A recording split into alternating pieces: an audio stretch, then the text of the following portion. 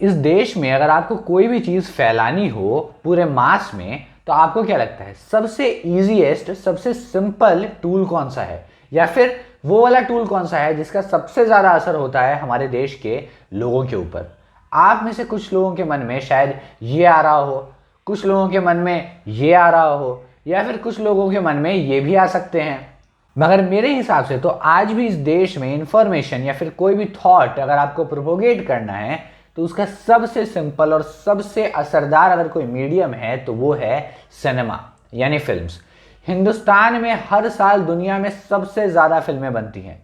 हमारे यहाँ दुनिया भर के स्टूडियोज़ हैं, हम हज़ारों की संख्या में हर साल फिल्म्स और शॉर्ट फिल्म्स प्रोड्यूस करते हैं।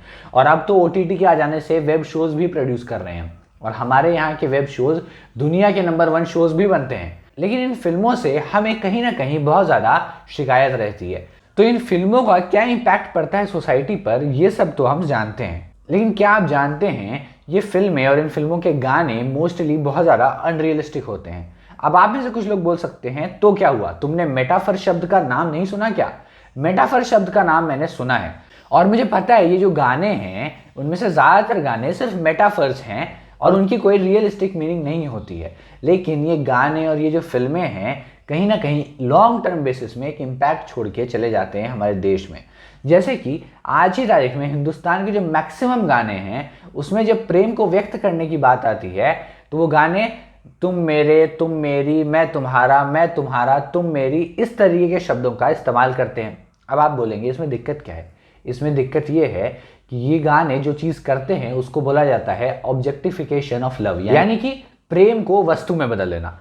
इसके अलावा इनमें से ज़्यादातर जो गाने होते हैं ये बहुत ज़्यादा एंटी फेमिनिस्ट होते हैं या फिर महिलाओं के बहुत ज़्यादा खिलाफ होते हैं। आप बोलेंगे कैसे? मैं आपको बताता हूँ। बॉलीवुड फिल्मों का ही एक बहुत फेमस गाना है जिसकी लिरिक्स कुछ इस प्रकार है, तेरे बिजली का बिल आज से मेरा हो गया, मेरे पिन कोड का नंबर आज से तेरा हो गया।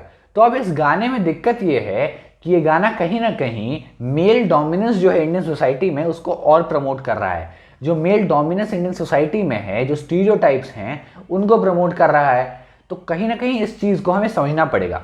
इन्हीं गानों की देन है कि आज की तारीख में हमारे समाज में महिलाओं को एक वस्तु की तरह या फिर ऑब्जेक्ट की तरह देखा जा रहा है। इनमें से मैक्सिमम गाने और मैक्सिमम फिल्मों की जो आइडियोलॉजी है वो इतनी खतरनाक होती है कि मैं आपको बताऊं, बॉलीवुड की आइडियोलॉजी के हिसाब से तो महिला अगर मुस्कुराए तो हाँ है, महिला अगर शर्माए तो हाँ है, महिला अगर ना भी बोल दे तो भी हाँ है।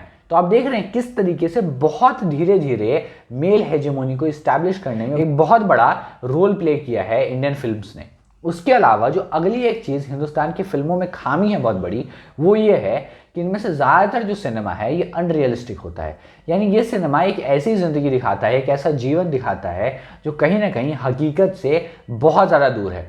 अब मैं जब इस सिनेमा की बात कर रहा हूँ तो मैं हिंदुस्तान में बनने वाली सारी फिल्मों को उसी खांचे में नहीं डाल रहा हूँ। हिंदुस्तान में बहुत सारी शानदार फिल्में बनती हैं जिनको पूरी दुनिया में सराहा भी जाता है, लेकिन हिंदुस्तान में जो आज भी पॉपुलर फिल्म्स हैं कहीं ना कहीं वो उनमें से मैक्सिमम फिल्म्स इसी तरीके की हैं जहां पर अनरियलिस्टिक चीज़ें दिखाई जाती हैं, जहां महिलाओं को ऑब्जेक्ट की तरह पेश किया जा सकता है।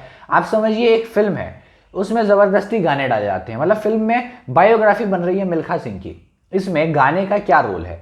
लेकिन यहाँ पे जो प्रॉब्लम है वो हमारे साथ है। मैंने मिल्खा सिंह फिल्म का एग्जाम्पल क्यों दिया? एग्जाम्पल से समझते हैं। मिल्खा सिंह पे बायोग्राफी बनी, आप बताइए मिल्खा सिंह की फिल्म अगर बनती है और उसमें गाने नहीं होते हैं तो हिंदुस्तान में हम गानों के बिना तो फिल्म एज्यूम ही नहीं कर सकते कि कोई होगी, है ना? जैसे ही फिल्मों के बारे में हम सुनते हैं पहली चीज़ क्या आती है कि इसके गाने कौन से हैं। तो जो डायरेक्टर करोड़ों रुपए लगा करके एक पिक्चर बनाएगा वो एक्सपेक्ट करेगा कि उसकी पिक्चर चले, डेफिनेटली उसका हक है ये एक्सपेक्ट करना। और उसकी पिक्चर तब तक नहीं चलेगी जब तक वो मिल्खा सिंह को नाचते गाते हुए नहीं दिखाएगा। तो कहीं ना कहीं इसमें एज एन ऑडियंस हमारी और आपकी बहुत ज़्यादा गलती है, क्योंकि हम लाख बॉलीवुड को कोस लें, लाख फिल्म निर्माताओं को कोस लें, ये आप और हम ही हैं जिसकी वजह से हिंदुस्तान का सिनेमा चल रहा है। आज की तारीख में बॉलीवुड के कुछ डायरेक्टर्स खुद को बोलते हैं we are not from Bollywood, we are different. इस पूरी की पूरी श्रेणी में शीर्ष स्थान पर बरकरार हैं विवेक अग्निहोत्री। विवेक अग्निहोत्री की फिल्म मेकिंग कैसी है मैं इस पर डिबेट नहीं करूंगा, लेकिन जब वो ये कहते हैं कि मैं बॉलीवुड से अलग हूं तो वो बॉलीवुड से कैसे अलग हैं उन्हें ये भी बताना चाहिए, क्योंकि उनकी फिल्म की भी ऑडियंस वही इंडियन मिडिल क्लास है जिसने करण जौहर की कभी खुशी कभी गम और बागवान जैसी पिक्चरें देखी।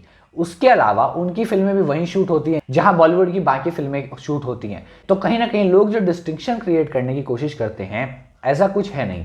इसके अलावा अगर आप देखें तो इंडियन फिल्म्स में एज एन ऑडियंस, क्योंकि हम बहुत ज़्यादा रुचि नहीं लेते हैं कंटेंट ड्रिवन सिनेमा में, इसी वजह से ऐसी फिल्में बन रही हैं जो कि अनरियलिस्टिक हैं, इतनी ज़्यादा एंटी फेमिनिस्ट हैं। और तो और इसके अलावा बिल्कुल एक ऊट पटांग टाइप की पिक्चर बनती है। मतलब आप देखिए कूली नंबर 1 जैसी पिक्चर बन रही है हिंदुस्तान में हमारे यहाँ इतनी बड़ी बड़ी ब्लॉकबस्टर पिक्चर्स हैं, और उन पिक्चर्स का सबसे आइकॉनिक सीन क्या होता है? ये मतलब हैंड पंप उखाड़ रहा है कोई इंसान, ये हमारे यहाँ के आइकॉनिक सीन है। इसके अलावा हिंदुस्तान का जो भारतीय सिनेमा है उसका सबसे आइकॉनिक सीन्स में से एक फिल्म हम साथ साथ हैं में जब गाना बजता है, फिल्म साथ साथ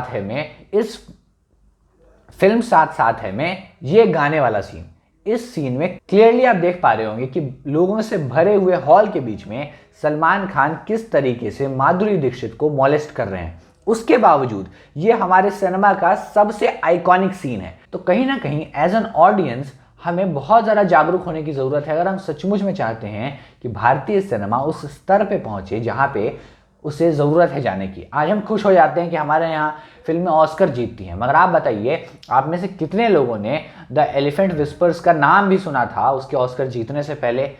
और एक एग्जांपल देता हूं आपको, आप शायद बोलेंगे और एक एग्जांपल देता हूं आपको, क्योंकि आज की तारीख में इस देश में सबसे आसान काम है बॉलीवुड पे ठीकरा फोड़ दो हर चीज़ का कि ये लोग गंदे हैं। वो लोग गंदे नहीं हैं, उनकी फिल्में तभी चलती हैं जब हम और आप सिनेमा घरों में जाते हैं और उस फिल्म को देखते हैं। हमारे यहाँ पे एक ही साथ साल 1.5 साल के अंतर के बीच में 2 फिल्में आई जो कि LGBTQ+ कम्युनिटी पे बनी हुई। मनोज वाजपेयी की पिक्चर थी और एक और पिक्चर जिसमें सलमान खान शेरवानी पहन के फुटबॉल खेलते हुए दिख जाएंगे आपको। फिल्म का नाम प्रेम रतन धन पायो। प्रेम रतन धन पायो कमाती है 450 करोड़ और अलीगढ़ उसके आसपास की भी कहीं की कमाई नहीं करती है। आप देख रहे हैं कितना ज्यादा अंतर आता है ऑडियंस से। अगर आप अच्छी फिल्में देखेंगे नहीं तो अच्छी फिल्में बनेंगी नहीं। जैसे मैं पॉलिटिक्स के बारे में जब बताता हूं तो मैं कहता हूं ना कि आप जैसे नेता चुनेंगे वैसा ही काम होगा देश में। फिल्मों के ऊपर भी सेम कॉन्सेप्ट है। आप अगर अच्छी फिल्में देखिएगा, आप अगर कंटेंट ड्रिवन सिनेमा, अच्छा सिनेमा वहां पे कीजिएगा। आज की तारीख में जब OTT सब्सक्रिप्शंस की संख्या हिंदुस्तान में बढ़ी है तो आप देख रहे हैं किस तरीके से OTT पे अलग अलग तरीके का कंटेंट आ रहा है। काफ़ी सारा कंटेंट उसमें से वाहियात भी होता है, मगर अच्छा कंटेंट भी आ रहा है OTT के जरिए। वहीं सिनेमा घरों में उस अच्छे कंटेंट की कमी है कहीं ना कहीं। तो वो कमी कब दूर होगी? जब मैं और आप हमारे भारतीय सिनेमा के प्रति सजग होंगे और हमारे भारतीय सिनेमा में जो कुरीतियां हैं, जो खराब चीजें हैं, जो अनरियलिस्टिक सिनेमा है, जो एंटी फेमिनिस्ट सिनेमा है, जो वाहियात डायलॉग्स हैं, ब्रह्मास्त्र जैसे, आदि पुरुष जैसे, उन डायलॉग्स को दूर कर देंगे हम अगर हम सिर्फ अपनी सजगता से काम लेंगे भारतीय सिनेमा को सुधारने के लिए। तो कोई बहुत बड़ी चीज नहीं करनी है हमें।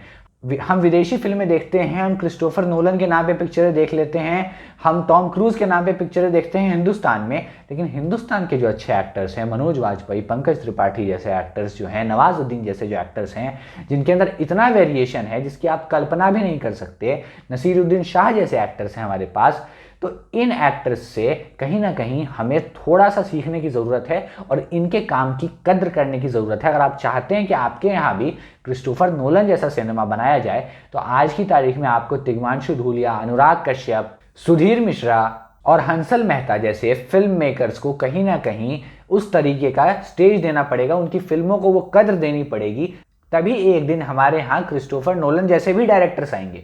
तो नजरिया के इस एपिसोड के जरिए मैंने कोशिश की आपको भारतीय सिनेमा के बारे में थोड़ी बहुत सजगता देने की और एक नया सोचने का तरीका देने की, भारतीय सिनेमा पर एक नया सॉल्यूशन देने की, क्योंकि प्रॉब्लम्स तो हम सब रेज करते हैं अपने सोशल मीडिया अकाउंट्स पे।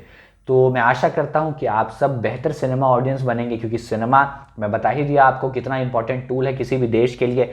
जिस देश में अच्छा सिनेमा बनेगा वो देश अच्छी प्रगति की राह पे होगा, क्योंकि हम सब जानते हैं जो सिनेमा होता है वो भारतीय समाज का ही दर्पण होता है। तो जिस दिन भारतीय समाज बेहतर हो जाएगा उस दिन भारतीय सिनेमा भी बेहतर आने लगेगा।